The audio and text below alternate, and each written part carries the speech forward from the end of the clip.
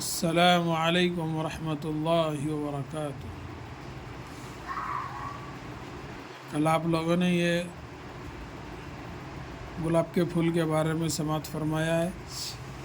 آج محمد قلی قطب شاہ محمد قلی قطب شاہ محمد قلی قطب شاہ قطب شاہی سلطنت کا 5واں بادشاہ تھا۔ اس کے والد ابراہیم قطب شاہ نے خاص استادوں کی نگرانی میں اس کی تعلیم و تربیت کی۔ ابراہیم قطب شاہ کے انتقال کے بعد محمد قلی قطب شاہ کو بادشاہ بنایا گیا۔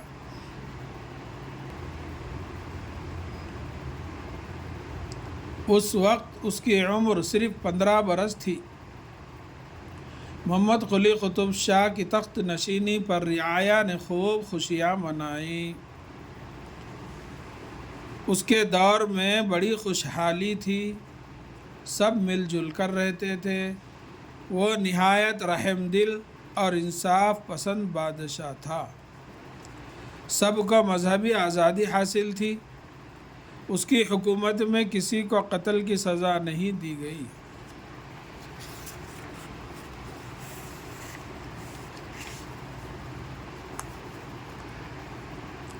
گولکنڈہ کی خوشحالی دیکھ کر لوگ دور دور سے یہاں آ کر بسنے لگے۔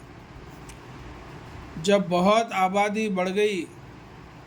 آبادی بہت بڑھ گئی تو محمد قلی قطب شاہ نے ایک خوبصورت شہر حیدرآباد کی بنیاد رکھی۔ اس کے بیچوں بیچ ایک شاندار عمارت چار مینار بنوائی۔ چار مینار 189 فٹ بلند ہے، 189 فٹ بلند ہے، 189، 11 کم 200۔ اس کی تیاری پر 3 لاکھ روپے خرچ ہوئے تھے۔ چار مینار کے چاروں طرف دکانیں بنائی گئی۔ عوام کے رہنے کے لیے 12 محلے بنائے گئے تھے۔ ان میں حویلیاں، مدرسے، دواخانے، عاشورخانے اور مسافر خانے تعمیر کیے گئے اور باغ لگائے گئے۔ محمد قلی قطب شاہ نے خدا سے دعا مانگی تھی کہ اے خدا، تو میرے شہر کو لوگوں سے آباد کر جیسے تو نے سمندروں میں مچھلیوں کو رکھا ہے۔ اس کی دعا قبول ہوئی اور حیدرآباد کی آبادی کئی گنا بڑھ گئی۔ محمد قلی قطب شاہ کو بچپن ہی سے شعر کہنے کا شوق تھا۔ اس نے اردو میں 50,000 اشعار لکھے۔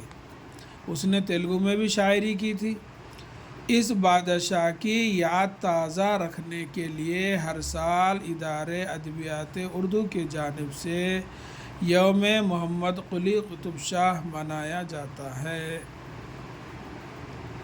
بچوں، محمد قلی قطب شاہ کو حیدرآباد شہر کے بانی اور اردو کے پہلے بڑے شاعر کی حیثیت سے ہمیشہ یاد رکھا جائے گا۔ السلام علیکم ورحمۃ اللہ وبرکاتہ۔